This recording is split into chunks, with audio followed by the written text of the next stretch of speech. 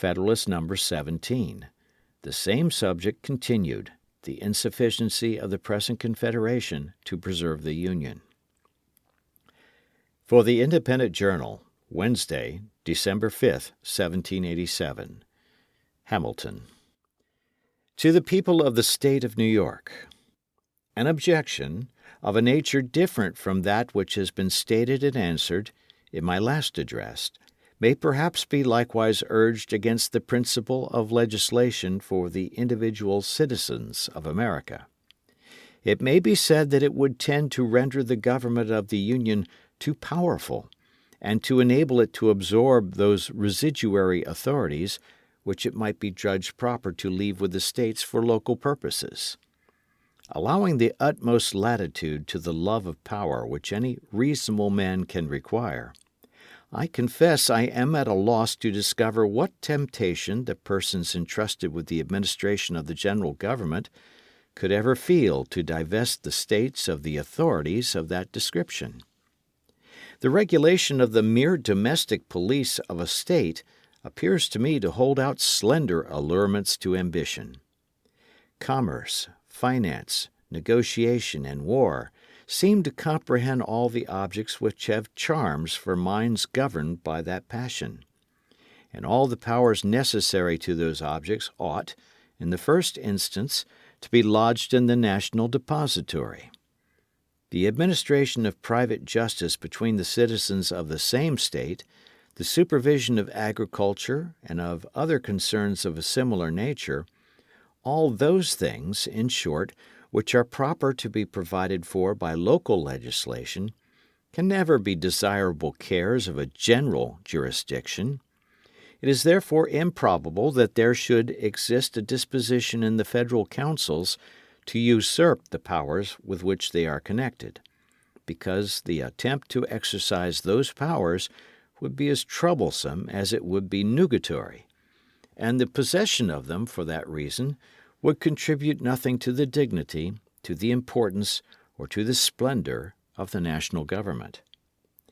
But let it be admitted, for argument's sake, that mere wantonness and lust of domination would be sufficient to beget that disposition.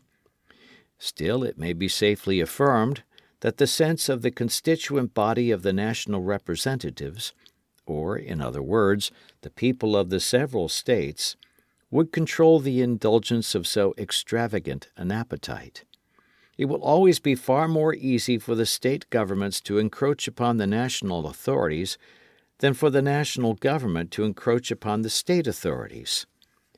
The proof of this proposition turns upon the greater degree of influence which the State governments, if they administer their affairs with uprightness and prudence, will generally possess over the people, a circumstance which at the same time teaches us that there is an inherent and intrinsic weakness in all federal constitutions, and that too much pains cannot be taken in their organization to give them all the force which is compatible with the principles of liberty. The superiority of influence in favor of the particular governments would result partly from the diffusive construction of the national government, but chiefly from the nature of the objects to which the attention of the State administrations would be directed.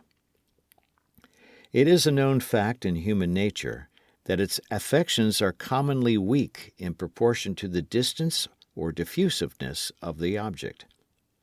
Upon the same principle that a man is more attached to his family than to his neighborhood than to the community at large, the people of each State would be apt to feel a stronger bias towards their local governments than towards the government of the Union, unless the force of that principle should be destroyed by a much better administration of the latter. This strong propensity of the human heart would find powerful auxiliaries in the objects of State regulation. The variety of more minute interests, which will necessarily fall under the superintendence of the local administrations, and which will form so many rivulets of influence, running through every part of the society, cannot be particularized, without involving a detail too tedious and uninteresting to compensate for the instruction it might afford.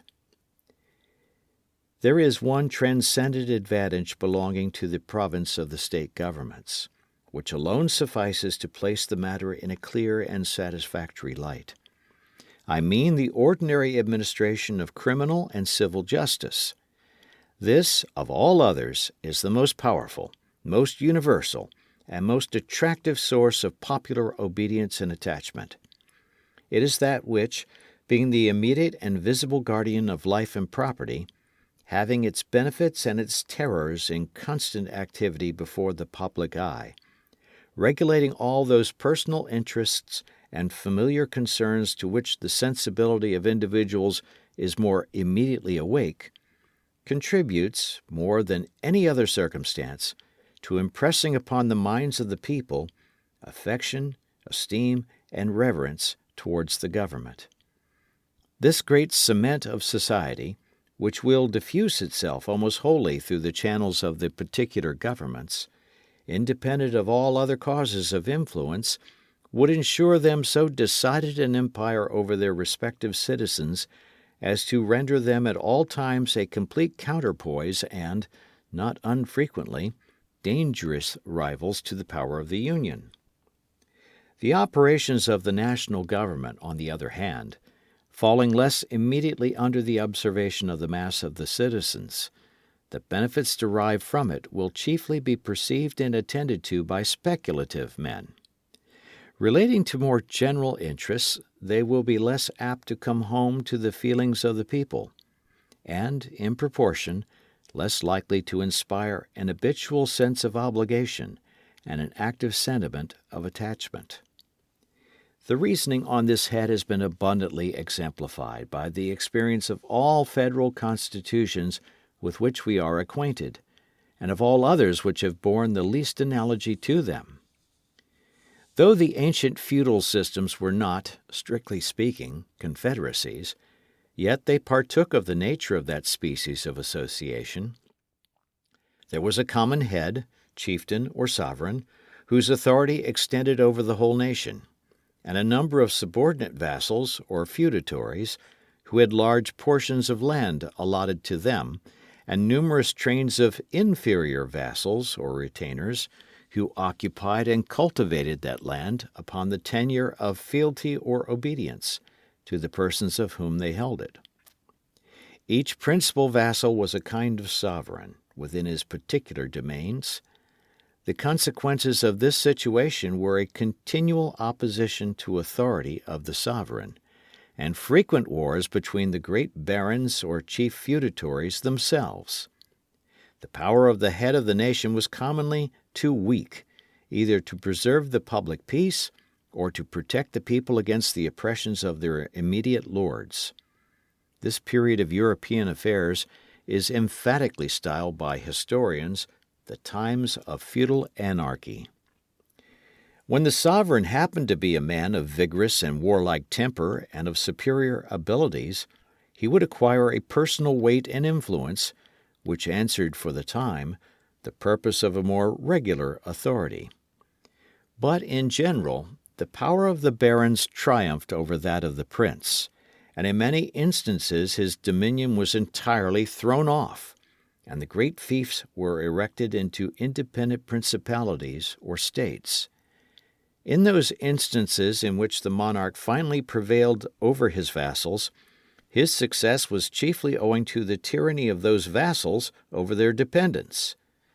The barons, or nobles, equally the enemies of the sovereign and the oppressors of the common people, were dreaded and detested by both, till mutual danger and mutual interest effected a union between them fatal to the power of the aristocracy. Had the nobles, by a conduct of clemency and justice, preserved the fidelity and devotion of their retainers and followers, the contests between them and the prince must almost always have ended in their favor, and in the abridgment or subversion of the royal authority. This is not an assertion founded merely in speculation or conjecture. Among other illustrations of its truth which might be cited, Scotland will furnish a cogent example. The spirit of clanship which was, at an early day, introduced into that kingdom, Uniting the nobles and their dependents by ties equivalent to those of kindred rendered the aristocracy a constant overmatch for the power of the monarch, till the incorporation with England subdued its fierce and ungovernable spirit, and reduced it within those rules of subordination which a more rational and more energetic system of civil polity had previously established in the latter kingdom. The separate governments in a confederacy may aptly be compared with the feudal baronies, with this advantage in their favor, that from the reasons already explained, they will generally possess the confidence and good will of the people, and with so important a support, will be able effectually to oppose all encroachments of the national government. It will be well if they are not able to counteract its legitimate and necessary authority. The points of similitude consist in the rivalship of power, applicable to both, and in the concentration of large portions of the strength of the community into particular depositories, in one case at the disposal of individuals, in the other case at the disposal of political bodies. A concise review of the events that have attended Confederate governments will further illustrate this important doctrine, and inattention to which has been the great source of our political mistakes, and has given our jealousy a direction to the wrong side. This review shall